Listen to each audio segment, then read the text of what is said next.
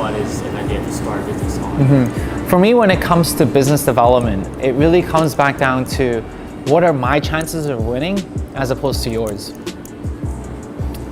And what I mean by that is, whenever I look at an opportunity, I need to look at whether I have all the, I would say, the key components, and whether I have the resource to make sure that these key components are all taken care of. And to give you a little bit of an example, with 720 Sweets, what is one of the major hurdle or major advantage that we would have when you're developing a dessert chain or a dessert shop? The number one thing is your supplier, because at the end of the day, it comes back down to the quality of your products.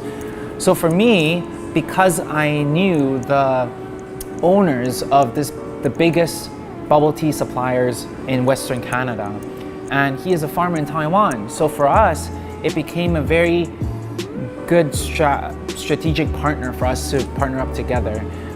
When I have the marketing skill set and I understand exactly what's going on in the marketplace, and he has the resources to support me when it comes to research and development, and when it comes to supplies. A lot of people, that's one of the biggest costs when it comes to developing a product, especially in the food and beverage industry, is your supplies.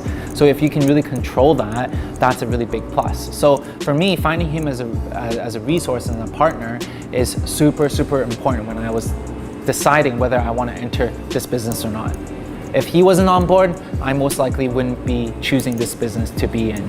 Right? A second component and a second resource is that for any business, because I'm handling multiple different projects at the same time, every single business that I'm handling with, there must be a spearhead. And what I mean by spearhead is someone that is fully dedicated 120% into that project, because you're not.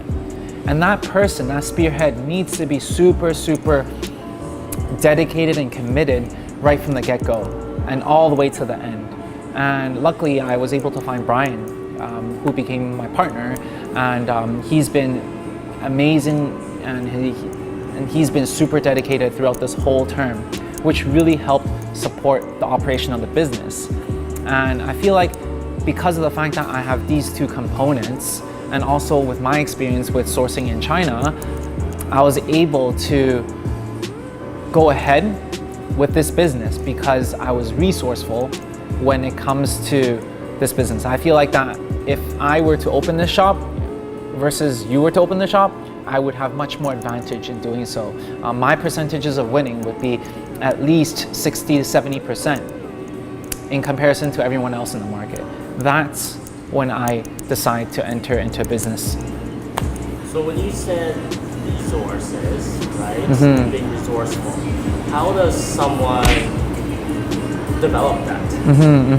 So at the end of the day, when it comes to being resourceful, a lot of times when a budding entrepreneur, they try to do something.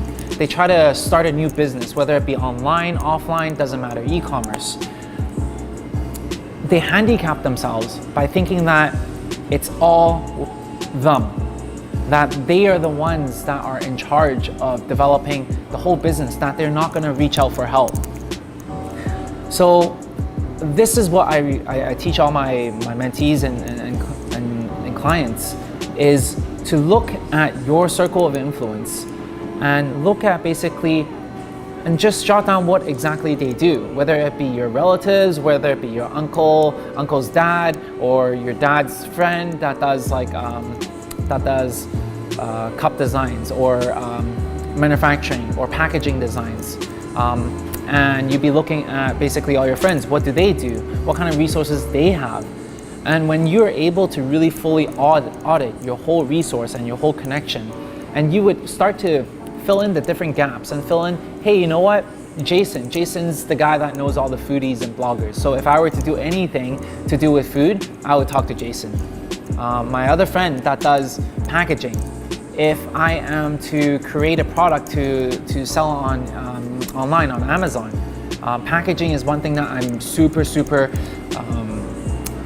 anal about, then I would talk to my friend that's in packaging, because now my MOQ, instead of a $10,000 piece packaging order, it would drop down to 5,000 or 500 for that matter, because I know him.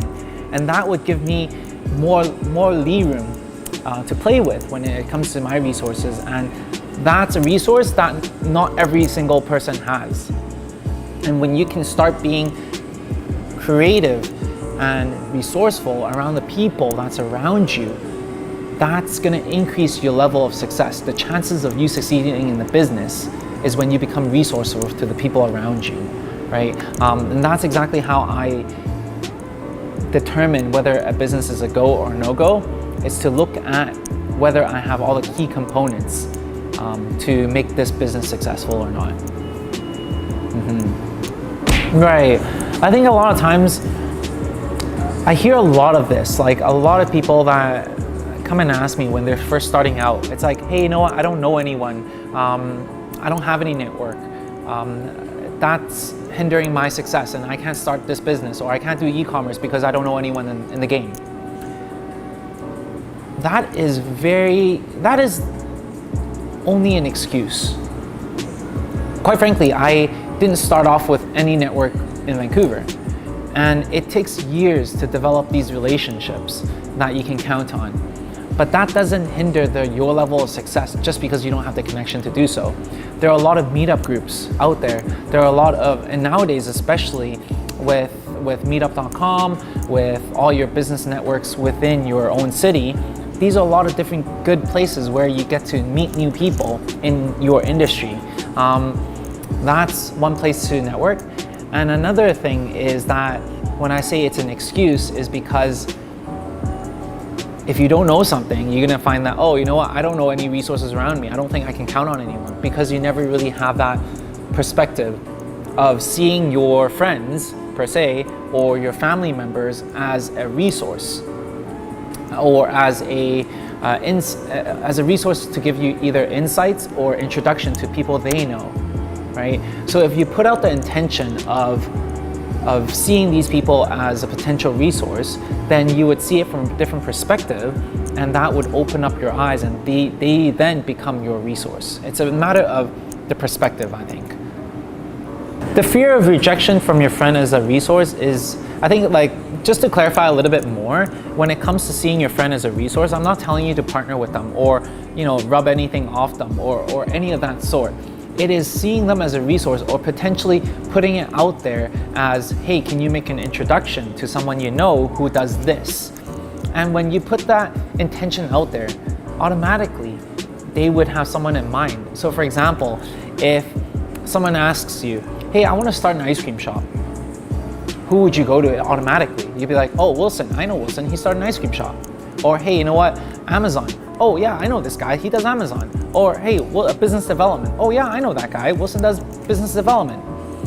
These are things that come to top of mind when you have those conversations, and when you put the intention out there of trying to look for a certain type of people. Or hey, you know what, I'm thinking about creating baby products. Then I talk to my friend who's a parent. Perhaps they would know someone that's in the industry of baby products. I don't know, right? Manufacturing, let's say in China, or let's say in the States, doesn't really matter. It is putting the intention out there and seeing it from a different perspective, not seeing them as someone that you poach or someone that you take advantage of, because that's like taboo, right? That's like, oh, I don't want my friend to see me in a different light. Like, oh, like I don't want to mix friendship with business. It's not mixing friendship with business. It is putting the intention out there, and people love and would want to help you if you just put out the intention out there.